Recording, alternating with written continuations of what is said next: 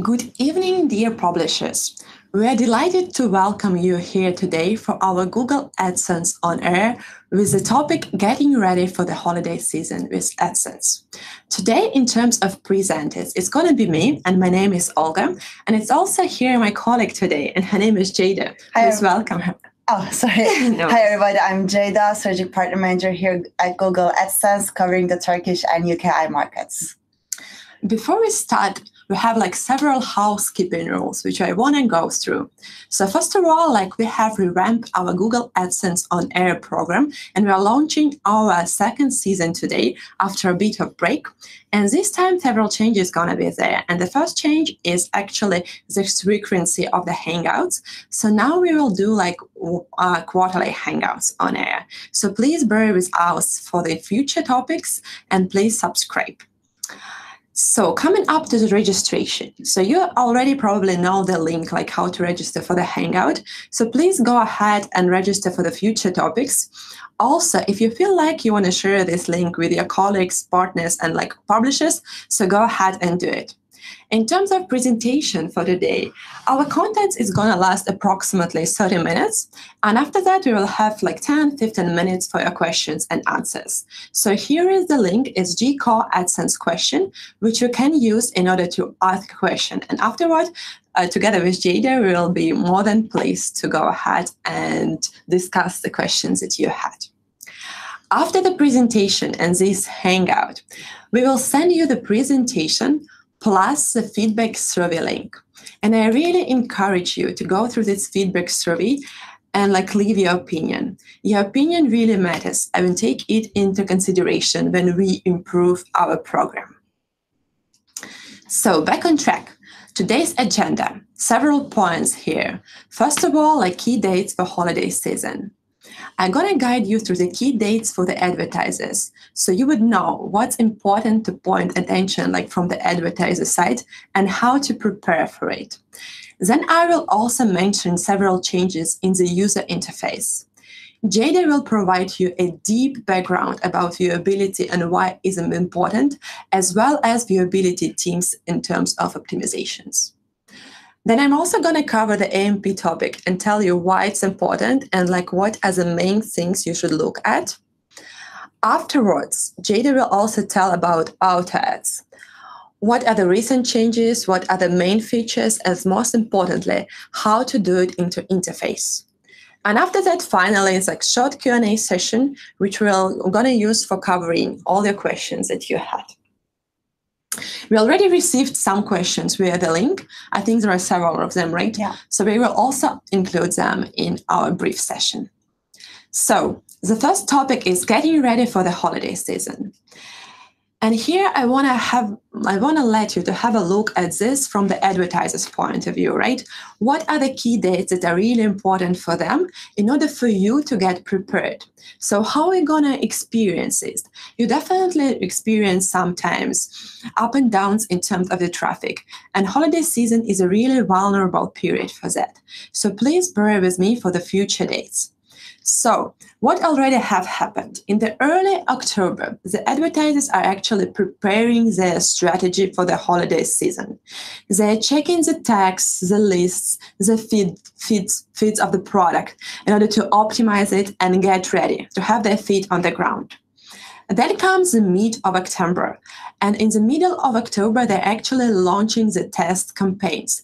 It's usually at the smaller scale just to test the market and to see what's going on. But still, you can see that there is some spikes in the traffic coming. In the early November, the advertisers take their time to prepare the creative for the Black Friday and for Cyber Monday as well, in order to have their creative ready for the mid of November. And the mid of November, as well as the late of November, you will see the huge spikes in traffic. Why it's happening? So first reason is uncapped budgets. So basically what's happening from the advertiser side, they're usually removing the budgets and adjusting the frequency caps as well as the schedules.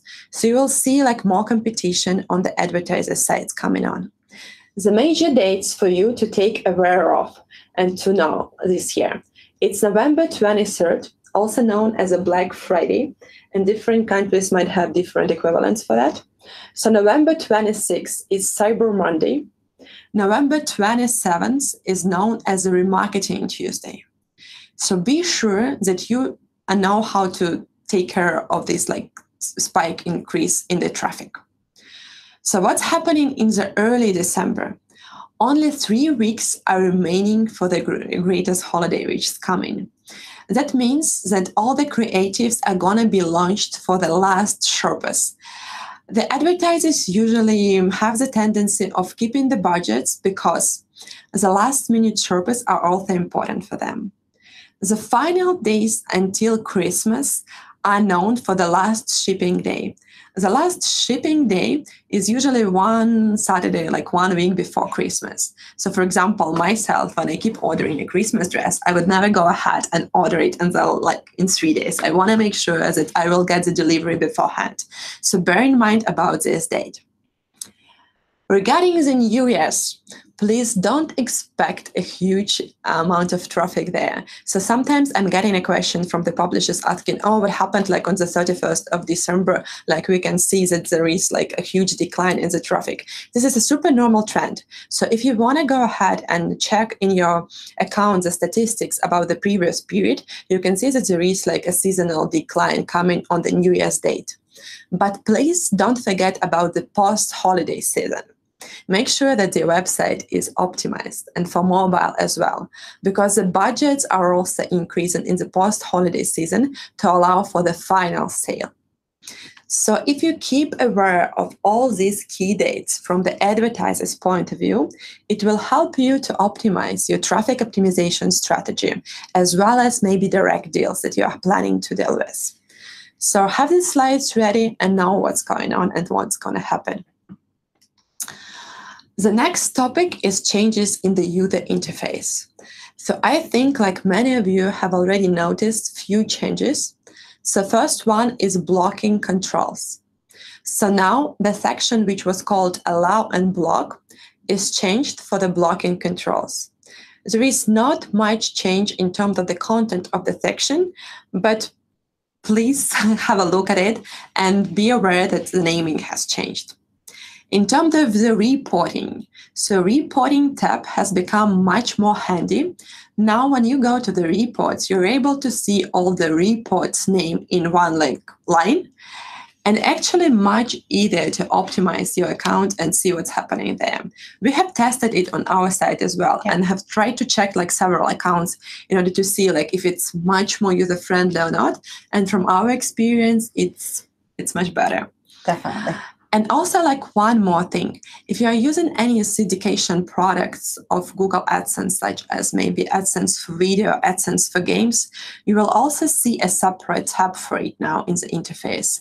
So it will take you less time into going ahead and looking for these tabs. And now I'm going to give the word to Jada, and she's covering the viewability topic today. Great. Thank you so much, Olga, for the introduction and the tips and the dates to look forward to getting ready for the holiday season. So one very important metric that we should be focusing on is viewability. So now I will cover you quickly what is viewability and why it is so important. It is sometimes an overseen metric that not every publisher is taking into account, but it is equally crucial. So what is viewability? And how is it measured? So an ad is considered viewable when at least 50% of the ad creatives must be in view for 1 consecutive second on the user's screen. This metric is defined by Media Rating Council, and it is used industry-wide. And as Google, we are taking 50% and 1 second as a rule of thumb, and measuring our viewability after this. And going forward, why is it important, and what's the importance for the advertising ecosystem, and viewability's correlation with ad performance and your overall AdSense performance? So obviously, when there is an ad, if it is not seen, then it can't have an impact. The users can't see the ad, therefore they can click on it and they cannot engage on it. So it is very important that the ads are on viewable spots on your website. So the next one is viewability is a metric now that is very trendy, and it will transform the digital offering. So we have to look at from three different sides of the digital advertising ecosystem. Which is one, the advertisers, publishers, and of course, users. So more brand dollars to digital. As advertisers are shifting their budgets more and more every year to digital channels, it is important that their budgets are unlocked and we show them that their ads are actually viewable. Therefore, the publishers can also increase their revenues and incoming earnings. And another thing is that there's a great transparency and confidence to the market in terms of common metrics such as viewability and visibility. Active viewability are viewable to both publishers and advertisers, and both sides can have the confidence that they're getting the right value for their deals. And when we look at the user experience side, publishers and advertisers share a powerful incentive for speeding up page loads. So it is also important that your page speed is up to date. And while the content is loading, the ads are also being loaded at the same time, or you engage with lazy loading, so the unseen ads below the fold are taken out of the equation. So moving forward to the best practices for improving viewability, and we will cover this in two different platforms, desktop and mobile, since it is equally important, and that we now know the digital trend is switching to mobile devices on smaller screens, but extremely powerful. And we will start with the desktop web. So the main difference from my point of view to identify between desktop and mobile is the screen size and the screen rotation. So as we all know that laptops and desktop computers have landscape mode, whereas the mobile phones have the portrait mode. So it is equally important. So first of all, the position on desktop devices. Above the fold sizes are most likely to be viewed. And when we look at their average viewability rates, above the fold ad units have around 68% viewability, whereas below the fold is 40% and lower. So depending from all the researches we have done and all the publisher data and the advertisers' point of view and the ad units we have collected, we have seen that 728 by 90 and 970 by 250 above the folds have the strongest viewability.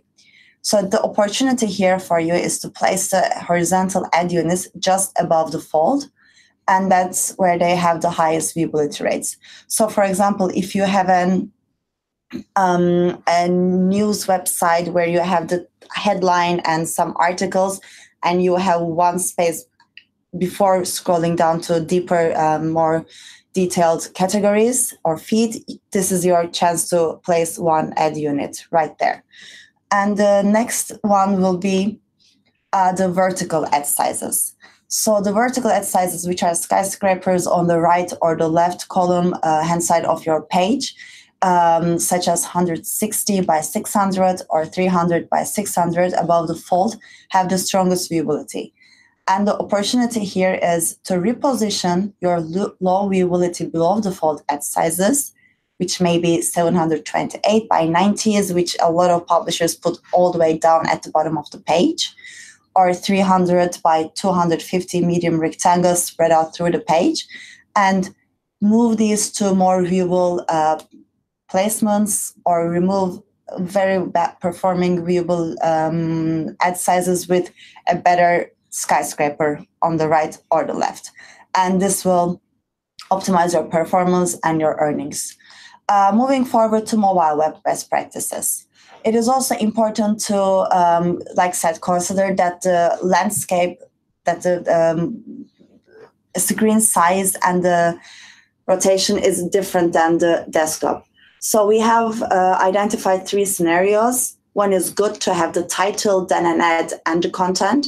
It will be even better to have a smaller ad size by 320 320 by 100 above the title than the content. But the best viewability comes, and the best ad size for the mobile web pages are title, content, and 300 by 250 ad sizes, right under the right below above the fold. And another key thing to bear in mind is now users are coming to your web page from different platforms, be it desktop, mobile, and tablet.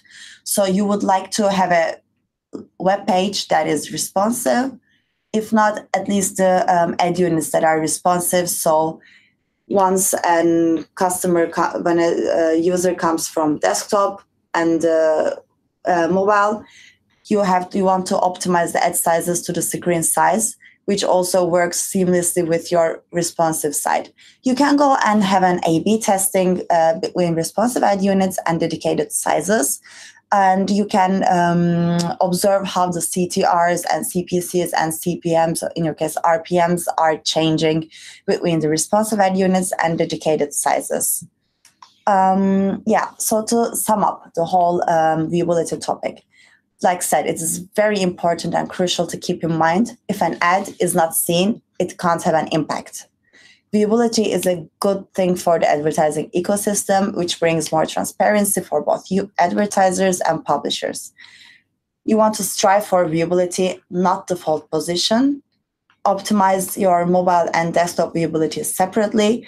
And in order to see your mobile and desktop viewabilities, you can go to reports and then platforms. And then you will see a column called viewability, and there you can check those platforms differently.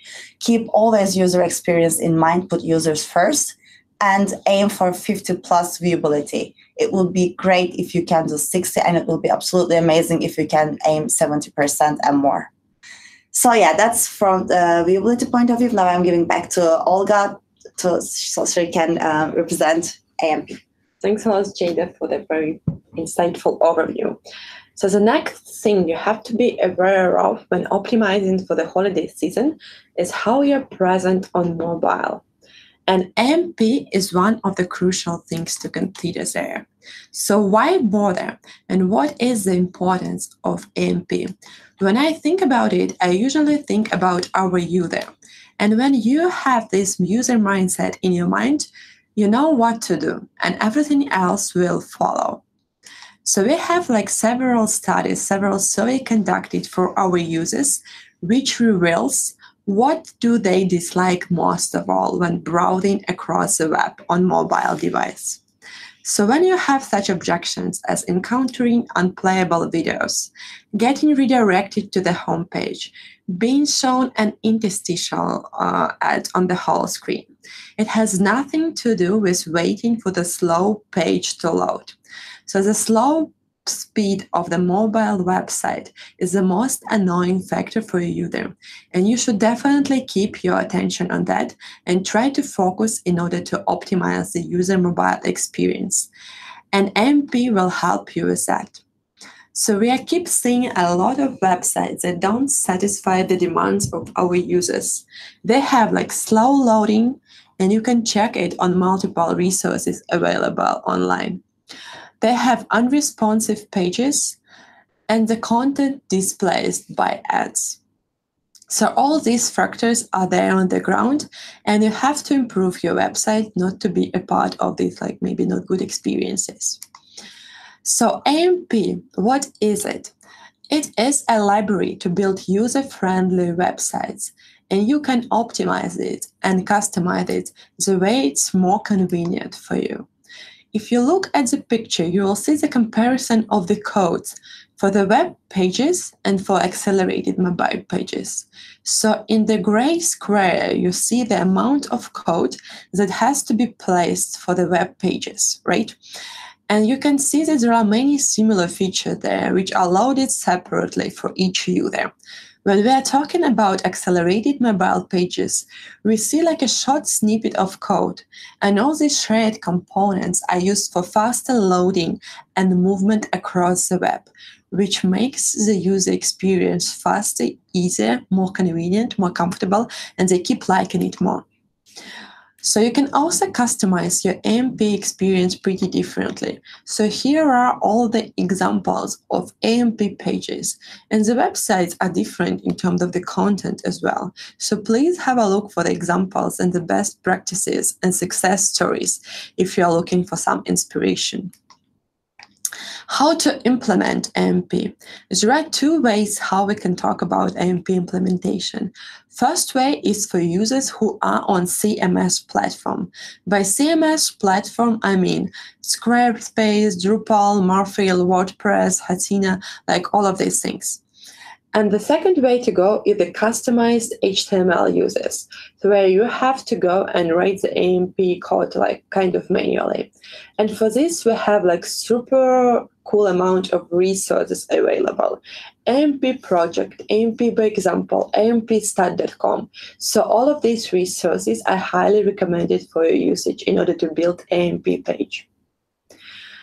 Speaking about the CMS platforms, for now we have like one official plugin that it's available. It's in cooperation with WordPress, and it's called AMP WordPress plugin. So you can go ahead and download it. The setup is pretty easy, so you should be done in 30 minutes to create the AMP version of your website. Several interesting updates here. So the beta version of the new plugin is available right now, but the final release is planned in December. I really encourage you to go ahead and test the beta on your test websites if you can do it and you have time for it. So really worth implementing. Regarding the publishers who are aiming to do it manually, so there is one official step-by-step complete AMP guide, and it can be found on ampproject.org. So please go ahead, check it, test it, and use it. The next step, which is also crucial in terms of AMP pages, after they're being set up, is monetizing with AMP. And when we compare non-AMP pages to the AMP ones, we see that the 80+% of publishers are realizing high viewability rates. 90+% of publishers are driving greater engagement with the higher CTRs. So these are like pretty huge and self-telling numbers. Regarding the HTML format that the many ads support, so in AMP we have plenty of formats being supported. It's banner ads, it's stick ads, flying carpets, promoted content, and also video ads. So all of these formats are there for you. Regarding the monetization best practices. So speaking about the monetization on AMP, the first thing to consider is to create a separate ad unit. By creating the separate ad unit, you can easily optimize for your performance, have a better picture of what's going on in your account, and have the better stats of it. It will really help you. Speaking about the positioning on your web pages, Jada had already done the overview of how the ad blocks has to be positioned on your website, and the same logic has to be there in the AMP pages. So if you look at the slide, the second and the third example are the best representation, the best practice to be considered. The recommended sizes for AMP ad units is like 30 by 300 by 250, 320 by 50. And for non-fixed ad sizes, you have to define the aspect ratio and also opt in for the multi-sizes. One more useful feature that you might find in your account is auto ads for AMP. You also have the opportunity to give the chance to decide like what ads is going to be shown on your AMP pages to Google and look where to whom it should be shown. So just you have to adjust the snippet of code and place it on your page and see what happens next. So I really encourage you to test this feature. In terms of reporting, you can find the reporting available in the report, which is called Ad Behavior Report. So it's also a very useful thing to check. So after you're done with implementation of AMP pages and you have created ad units for AMP ads on your website, please go and check the report weekly in order to see your performance, viewability rates, and so on and so forth. And auto ads is really important inventory for us nowadays. And I'm going to give a word to Jada now, and she's going to speak about auto ads, like in general, why are they important, not only for AMP pages, but yeah. So thank you, Olga. And as Olga already mentioned, auto ads is the greatest trend right now for Google AdSense, and it's the best starting point for automation. And now I will deep dive into what is auto ads, how you can implement it, and what are the best use case scenarios. So first of all, I would like to welcome you to the new AdSense auto ads, and which has been released earlier this year. And auto ads are simply and a simple and innovative way to place ads on your site automatically with only one single piece of ad code. Auto ads can help increase revenue potential by monetizing new placements and including new ad formats without compromising on user experience. So Google Ads use Google's machine learning technology to do 4 big topics. The first one is understanding your page structure by analyzing the code and the source of your site to see the components. The second one, detecting existing Google tags on your page, be it AdSense tags or Google Ad Manager tags. The third part is to automatically place new ads based on your page layout and the user's device, where they either be it mobile or desktop. The fourth point is to keep adjusting auto ads if you make changes to your pages. So moving forward, now we can see the different 6 ad formats which are available now within auto ads. So as publishers, you can choose among multiple ad formats, including 4 across multiple platforms and 2 overlay ads.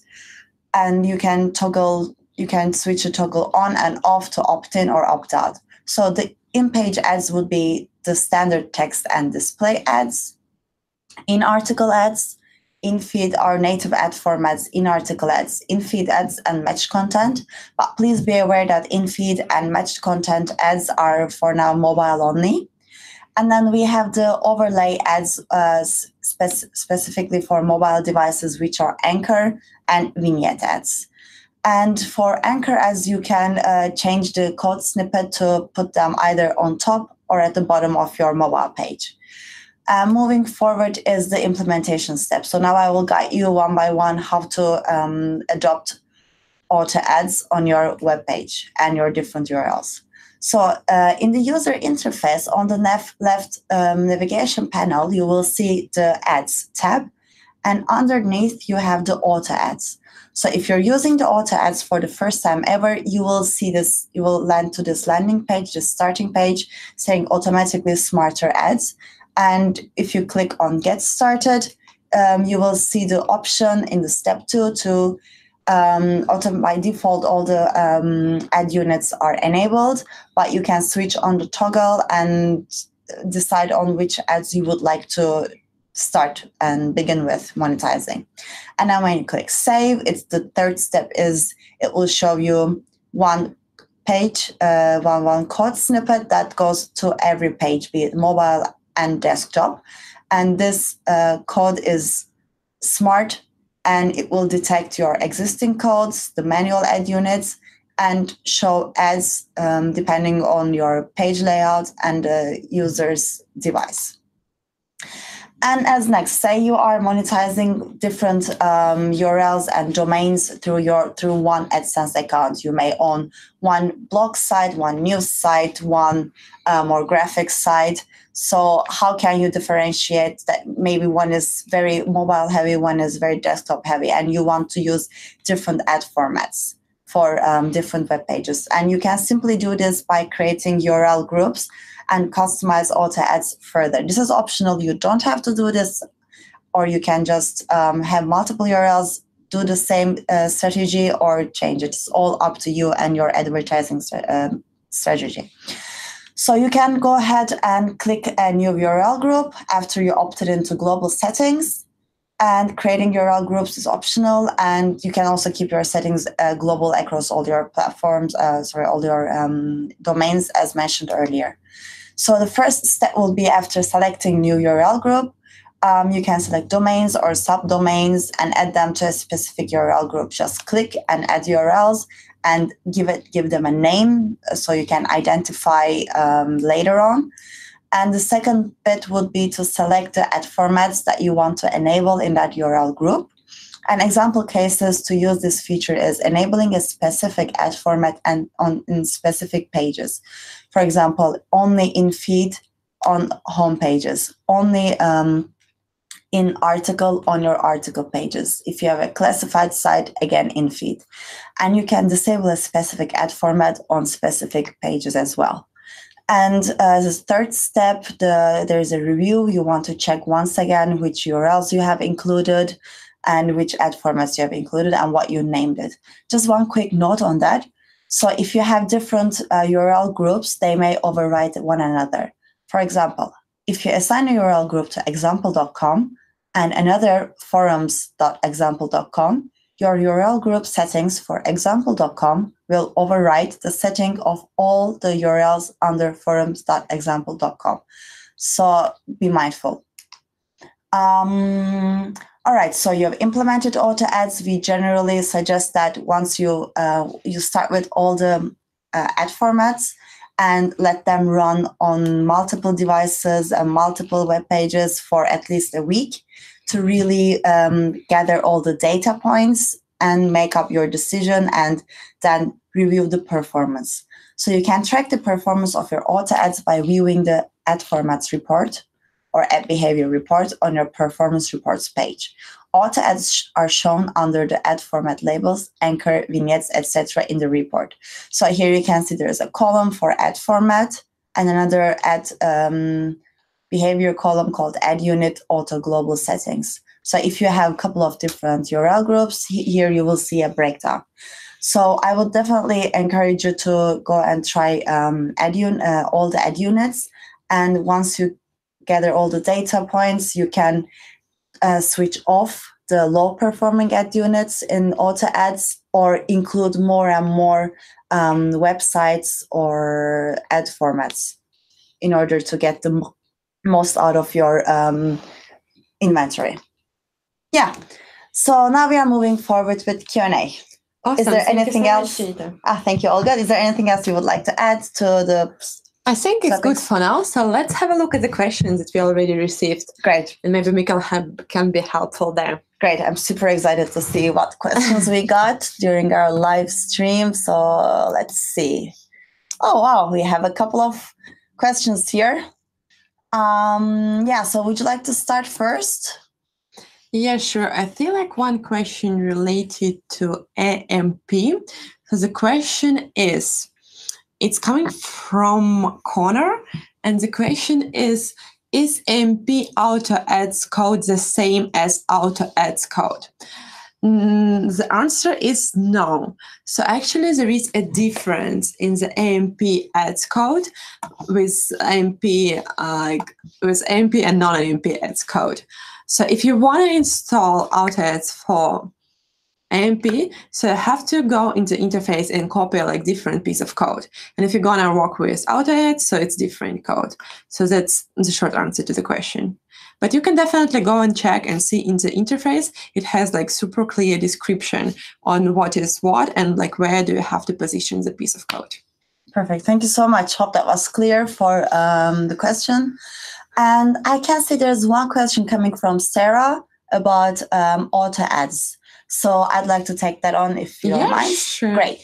So the question is as following. Do I need to remove the existing ad code on my site to implement auto ads? So definitely you can still have your manual coded tags and use auto ads as a top-up option. So while keeping your responsive ad codes, in-article ad code, etc., you just add an additional auto ads code. They will still work together, and auto ads will automatically define the valuable inventory on the page and will either increase or decrease the number of auto ads shown based on ad density on the page. We don't want to overload the pages as ads, as you know. Therefore, it is very important to focus to show the standard ad units 100% fill rate and then show ad units auto ad units when there's an opportunity and when there's demand for it. Yeah, so that will be that question between standard and auto ads. Moving forward to next questions. Yeah, I think like I have one question about AMP as well. I see it's coming from James. And the question is like, what's the percentage of the increased AdSense revenue we might expect if we moved forwards to AMP, I guess. So this one is really interesting one, but it's the same one, tough one. It's kind of difficult to tell you the exact uplift, the exact number, because it depends on the website and the content of the website, and like how many mobile users do you have, and like what's usually the user's behavior. From the experience and from the best practices that I thought, some of the websites which are not like article based, for them it's kind of more difficult, more challenging to drive AMP pages.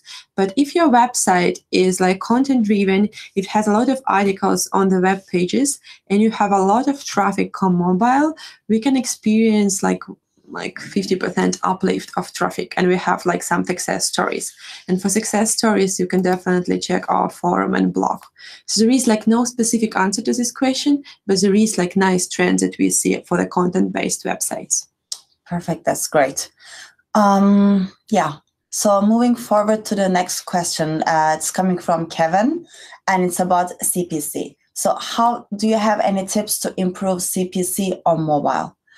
I can start with that if you don't mind. Sure. So it is important. So when we think of mobile devices, there is something to be very mindful of, that we do not have invalid clicks. And on mobile device, once again, like I said, the screen size is important and the clicks are important. So it is always important to keep in mind the user behavior and their interests. So if you have high quality content and the user coming to your webpage sees relevant ads, they are more likely to click on the pages. So increasing CPC as well would be something with increasing viewability, having more higher quality inventory, higher quality ads, and having a higher competition action pressure. Do you have any other tips on increasing CPCs on mobile devices, Olga? I think you covered it like pretty much in detail. So great. Yeah. All right. And for more details, we're also going to share our like presentation, maybe not today, but you'll receive it tomorrow.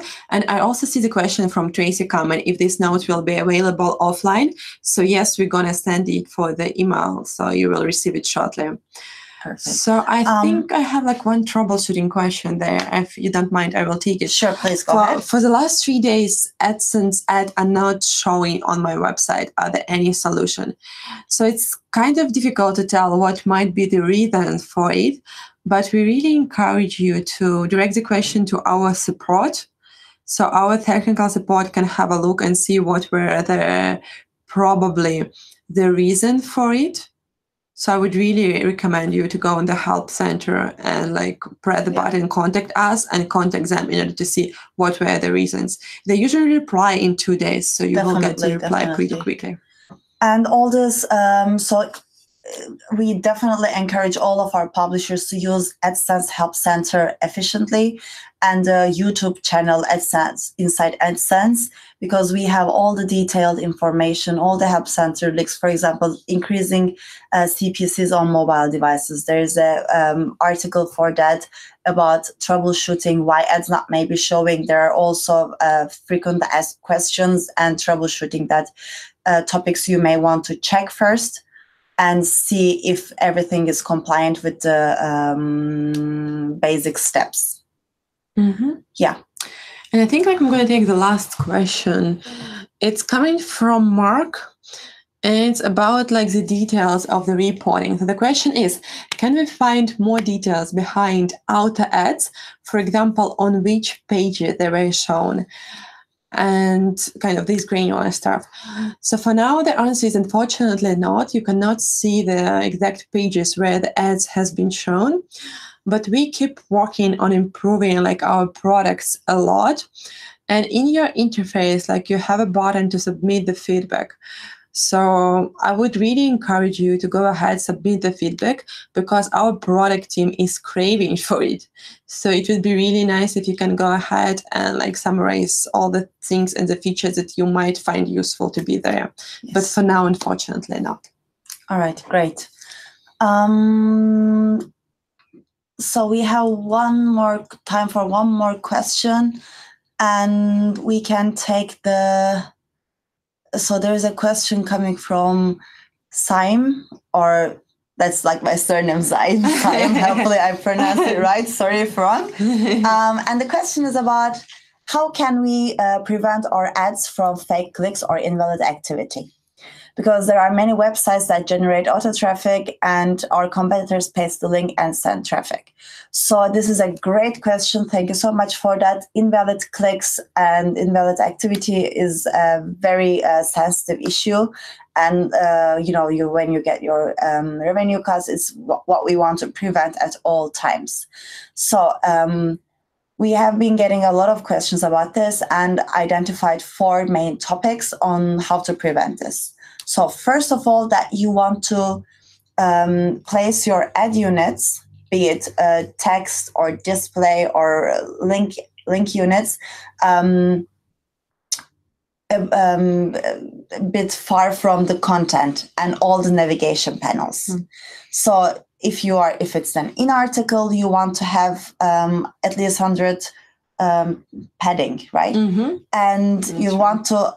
The second thing is you want to show that it is an ad. So don't encourage invalid clicks, as in it's a part of navigation, it's a part of menu, or it's a part of download button. So what you want to do is specify that it's either a sponsored link or an advertisement. Just a little disclaimer above the ad unit placement would do the trick. And the next one is you want to be sure that the robots can crawl through the Google AdSense tagged web pages to check everything is correct, that you have organic traffic, that you don't pay for your traffic. That is very important. And like I said, in the Help Center article, if you go and search for invalid activity, there is much more in-depth and much more points to this topic that I would definitely encourage all of our publishers, unfortunately suffering with the competitors, as Simon mentioned, to go and check what to prevent. Yeah. Cool. Thank you, Jada. And thank you so much for being with us today on this evening. Special thanks goes to the publishers who are joining from different time zones. We know that it might be late for some of you, but we hope that we have been really useful. Yeah. And we really like this time with you, and like your questions were also like pretty awesome. Yeah. So see you in the next Hangouts on air. And please don't forget to leave your feedback for us. Yeah, thank you very much, everybody. Have a great evening, and we'll see you in the next session of Hangouts on Air. Goodbye. Goodbye.